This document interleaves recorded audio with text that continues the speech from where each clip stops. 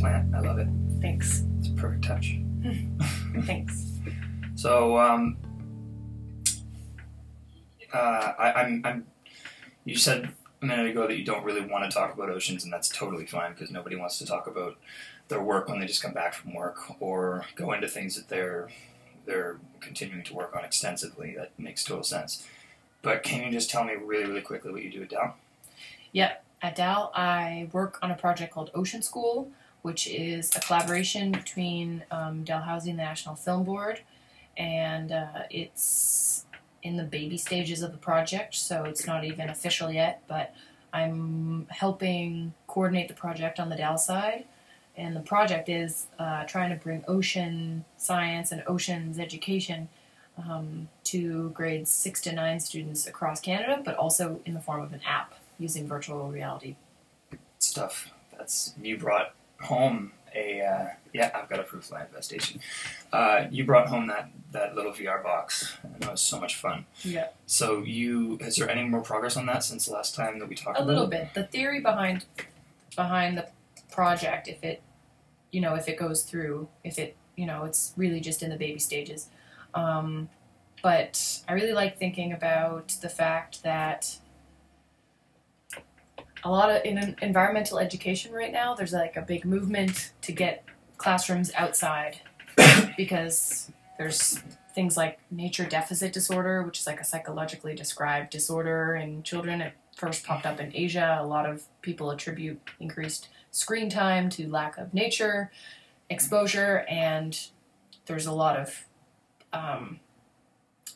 studies going into studying nature deficit disorder right now. So a lot of people are pushing for their classrooms to be taken outside more often, and that's a hard battle to fight in a lot of school boards, but it's slowly happening, and that's great. More and more teachers are getting permission to take their students to the local park or outside to the grass, or because they need permission to do it. They can't just do it because they feel it's right. Yeah, it's hard to tie it because the curriculum doesn't say teach math outside, or it doesn't, like if you there is no outdoor. You could follow the whole curriculum and never step outside. Even phys ed, it's That's like so weird when you think about it. I never thought about that before. Yeah, and so there's that big movement. But even if that's 100% successful and classes everywhere start taking children outside, we'll never be able to do that for the oceans, and we'll never be able to take young people close to the ocean. Even if you live on a coastal area, the closest, you could go to the beach maybe, but and a lot of Canadians live near the coast, but a lot of them don't. And so I'm interested in thinking about how we could use virtual reality to connect people with spaces in nature they'll never be. Right. Yeah. It's I don't think I ever went on a field trip to the ocean. Maybe to the waterfront because we are a coastal region, but even now that I think about it, we only went outside like at the end of the year once. And that was our field day. Yeah, field day. I think we had like 1 or 2 classes maybe that I can remember that we actually sat outside on the rocks and did stuff. But yeah, I remember really little grades that happened, but and city kids who go to school downtown Halifax or downtown anywhere. Sorry, downtown Seattle, downtown Toronto. Anywhere. Yeah. The only ocean experience that they would have is like beach trips. Like they go to school, they come home, they have the weekends and after school, and that's it. So the only times that they're going to be able to see the ocean and see that kind of environment is if their parents decide to take them there to go for a beach day or something. Well, and you can't go for a beach day if you live in Oklahoma. I don't even know, the prairies, Montana. Oh my God! So you just never see the ocean. You just never see it, and that's okay. You don't need to. I mean, I love the ocean, but I don't spend a lot of time in mountains, right? It doesn't mean that's a sad thing that I'm not spending time in mountains, but it does mean that aren't oceans more vital? Is it okay to say that oceans are a little more vital than the mountains? Yeah, so that therein lies sort of like the crux of it, is that like the ocean is so important to our everyday lives as for so many reasons, regardless of where you live. That's exactly it. That's why it's important that even if someone doesn't live near the oceans, even if someone wants to live right on the ocean and doesn't give a shit about it, I don't care if you don't want to learn about the ocean, but I care that you live your life in a way that is environmentally responsible and being a good ocean steward, a good ocean citizen. It's a lot easier to ignore it when you never see it, too. Exactly. Like, Yeah. a lot easier to ignore it. So I've done a little bit of research onto people's knowledge levels and their attitudes about oceans, and there has been some evidence to suggest that like people in coastal regions care more and know more about the sea.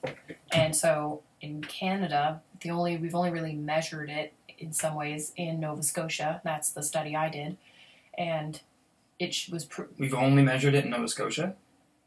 We're the leading province in the research, I don't know of many other Canadian-based researchers who have looked at ocean literacy or people's like marine attitudes and values. It's been limited, but in a lot of it, like some stuff happened in Maine and comparing Maine and New Brunswick, and some happened in BC, but that's all coastal still, and so. If people, and that research has shown that young people and people in general are somewhat disconnected and not very knowledgeable on marine issues, on marine protection, on their connection to the ocean. And so if that's the coast, what does that mean about inland? Yeah. Oh my God. Yeah, it makes me wonder where we're going and how aware we're going to be in a few decades if we don't blow ourselves up. I mean, well, I'm hoping we'll be more ocean literate. We'll have ocean. Well, you're in the leading frontier of connecting that. Not the actual information and data about the ocean, but the understanding of people understanding that, the learning of that, and like learning how to make that happen. I think that those are some of the things that in the long run matter like detrimentally. Like it's so important that people actually are able to understand those things before it's too late and before there's, well, I kind of lost my train of thought there, but basically what I'm saying is that I'm worried about where we're going. I'm worried about the direction that we're going, and I think that the things that you're doing... We, like humans? We as humans, yes. I think that we're going in the wrong direction, and the things that you're doing are like very much a large pull in the other direction. Yeah. I hope. I see like environmental issues specifically as being able to be addressed two ways. So like here's a big clump of environmental issues. Everything from food security and large-scale crops and pesticides to irrigation and water and pollution and CO2, environmental issues. So you can top down with policy by like car manufacturers can only make cars that emit so much CO2 or aren't allowed to make cars that emit CO2 anymore, and every home can only produce so much energy, and carbon is capped, so the government will set all those regulations. And the other way is through personal behavior change, and education is in there.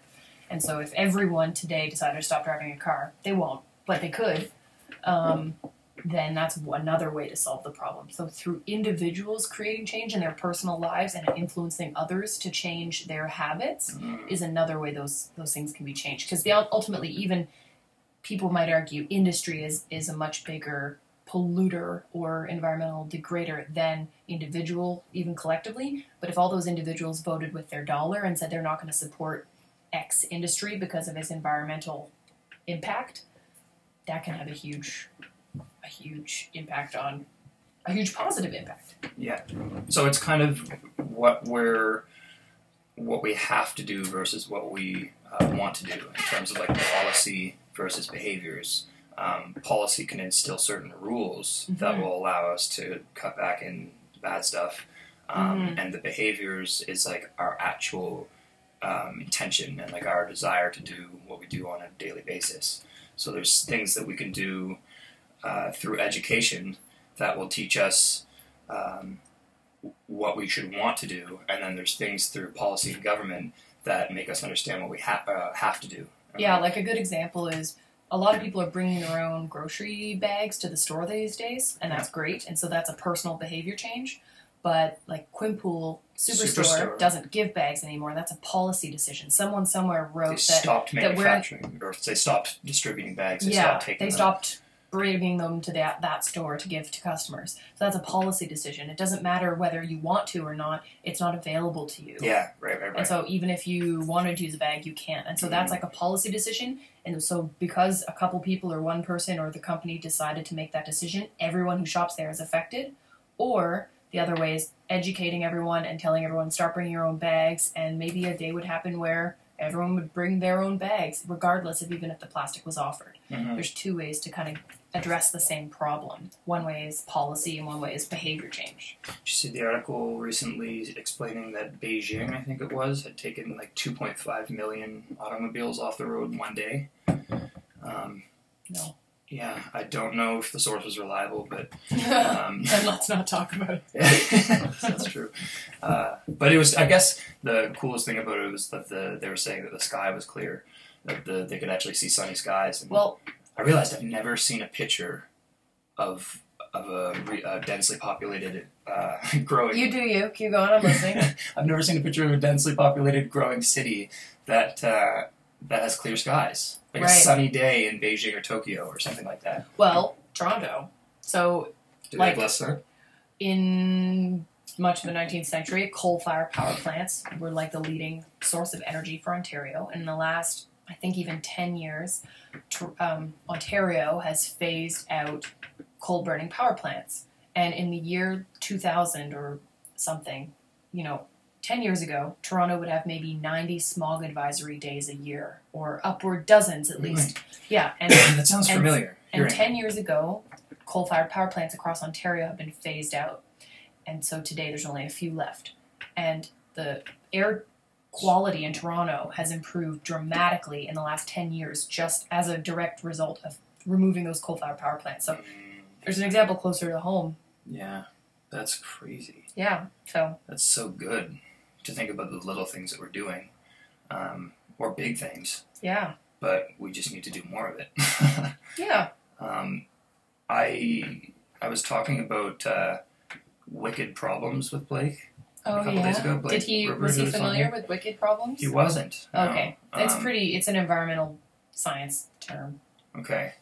So it's strictly environmental. I think I remember talking to you about this, saying like one day, like I was like, maybe the brain would be a wicked problem because there's so many things that did like. Oh yeah, we were talking about that. Mm-hmm.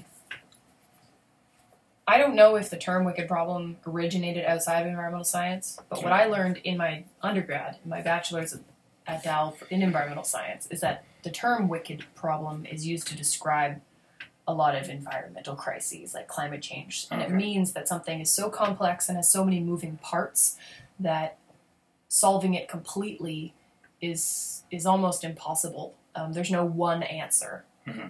And so it's if we when we're talking about these environmental problems, we're talking, that could mean so many things. So when we talk about the solution, and we as humans need to do, where are we going to be, and we need to do something, but no, we need to do many things, not just one thing. And we could do something from a behavior or policy perspective, and the problem could change, and we would need to change our response. And so that's what a wicked problem is. Yeah.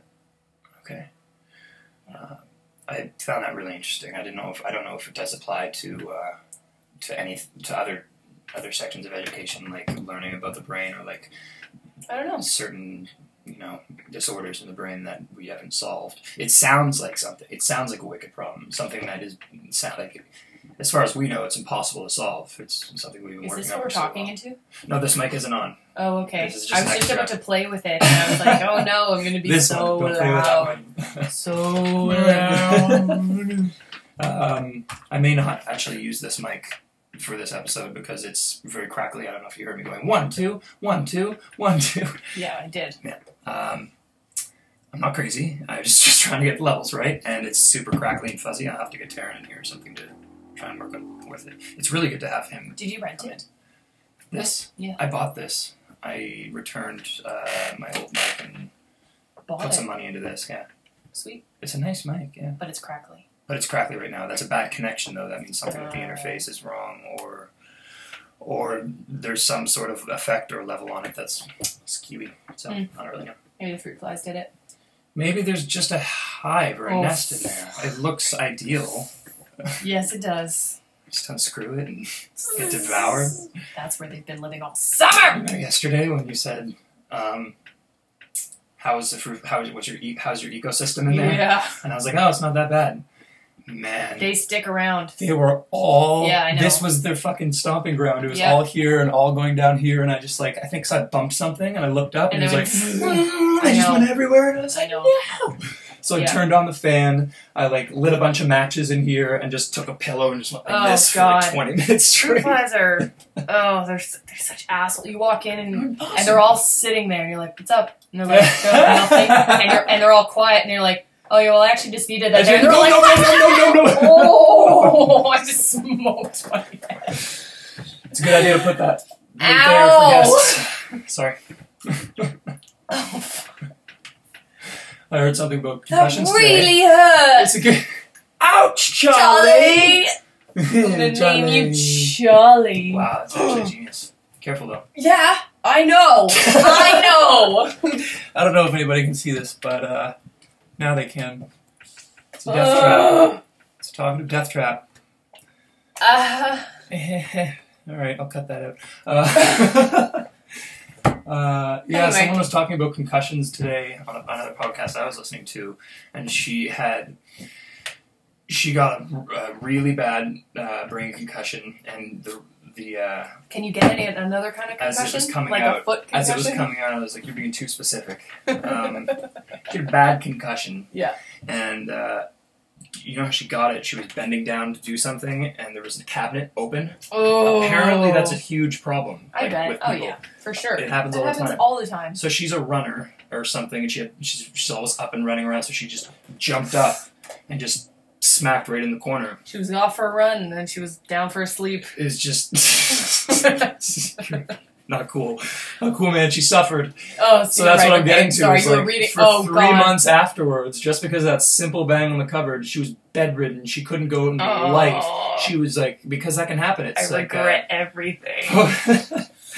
Went out for a run, just put to bed. Oh man, that sucks for her. No, it does. It does. It was weird, but she's a writer, and she wrote a book about how playing games can optimize your mental activity and can actually help repair the brain after bad concussions. Games are great. There's a big thing called post-concussion disorder.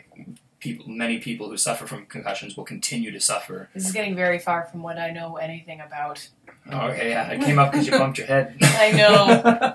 Sorry, a lot of people, concussions, yeah, they Anyway, last. it was interesting that she linger. plays games. She played games to make herself better. Yeah. So, I don't know. Guess Have you had a concussion? Close. Close to having a concussion, you remember? Yeah, but you probably don't remember. I think you were 2. Oh, yeah, maybe I've had a couple concussions. Oh, God. That's why. That That's what's going on up there. Oh, when you dove in the lake? When I dove in the lake. Oh, yeah. Do you think that was a concussion? Did they tell you? For those who don't know what we're talking about, when I was 2, I was with Haley at a big rock on our driveway, and you snake, you told me to look down into the water. I said, oh, there's a penny there. Just look a little and there was a penny. And you said, why don't you go get it? No, that part you're fucking Penny for making good up. luck. No, I didn't. Penny for good luck. No, I didn't. It was not good luck. He leaned in and he just I smashed just his leaned head over open. and smashed my head open. And then again, when I was 15 or 16, I dove off of our dock back at our parents' house, and it was much more shallow than I thought it was. And I dove directly into a rock off the dock. So, and then Dad painted "No diving" on the dock. Big red letters. Ruined the dock. And you're like, I remember, Dad. I won't. Yeah. Well, you have a concussion, so you might not remember. It was bad. Anyway, I never had any symptoms or anything like that, and they let me go right after. I mean, I think I had to lay on a stretcher with being totally constricted for an hour and a bit just to let it pass, or I don't know if they're just being dicks and making me wait. But afterwards, I was able to get up and it was Tell fine. him he needs the neck thing on. Brad, put the neck thing on him. Tell him he needs it. Safety. Tell him he needs it for 2 hours. No, say 90 minutes. That always sounds more official. 90 minutes. We're sorry, Mr. Guest. You're paralyzed from the waist down. And then you're like, what? And they're like, wait. Oh my God, it's a miracle! No, you're cured. 90 minutes, it did it. Okay, I need to go. Okay, cool. That was great. That was actually perfect amount of time. Thanks for having me. Yes, how long did... 20 minutes. Perfect time. Perfect time for an episode. If you want to check out these podcasts or any of my music, I have changed my HRL. It's now www.soundcloud.com/talkative talks. And also slappoet.wordpress.com for all of my written poetry. Is there anything... Do you have a blog? If you want to check out, learn about the oceans, go to school. Check out school if you want to learn. Available 9 to 5 or 9 to 3, Monday to Friday at your local school. Thank you for watching, whoever's watched this far. See you next time. Bye.